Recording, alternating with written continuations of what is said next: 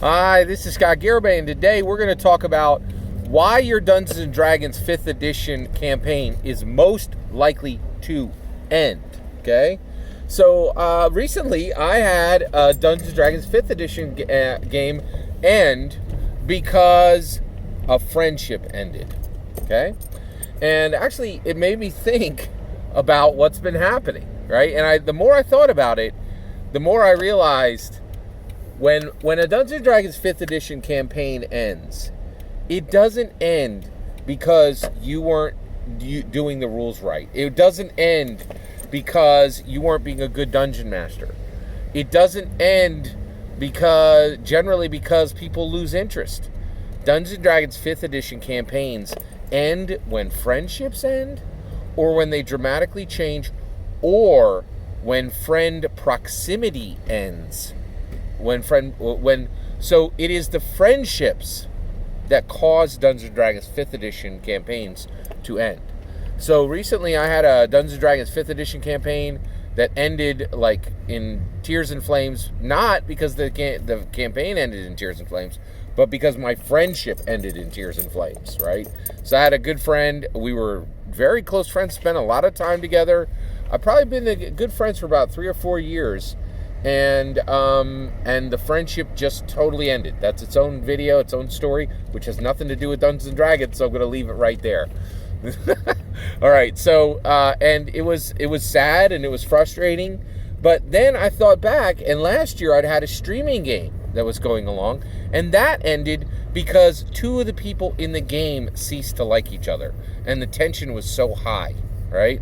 And actually, there were player problems. One of the players was doing things that players shouldn't be doing, but the reality is all of that would have been swept under the rug if there was actual friendship between the players, right? So the more I think about it, the more I realize I think the vast majority of Dungeons & Dragons 5th edition campaigns end for nothing to do with Dungeons & Dragons. It ends because we choose to play with our friends, right? And then when those friendships change, and or the proximity of the friends changes, it is highly likely that the campaign will end. And by the way, everything I just said for the proximity, of course, that's just for table games. But actually, friendships ending, that can absolutely be an impactor even on a streaming game, right?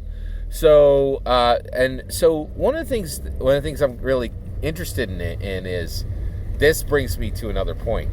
If you want your 5th edition games to really, really thrive and to go a long time, this is the only place on the internet you're going to hear this. Stop playing D&D with your friends, right? And this whole thing comes from the idea that we should play Dungeons & Dragons with our friends, right?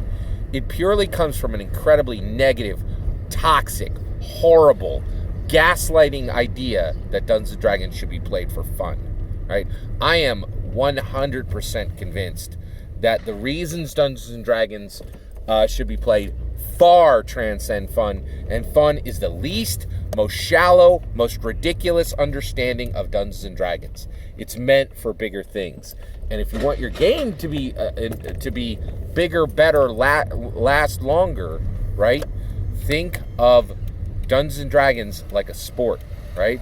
When you build a team to last, when you build a team to win, when you build a team to play the game at its highest performance, right? You don't go find your friends. You find the best players, right? Same thing. If you want a game to last, be the best dungeon master, find the best players, and stop playing Dungeons & Dragons with your friends.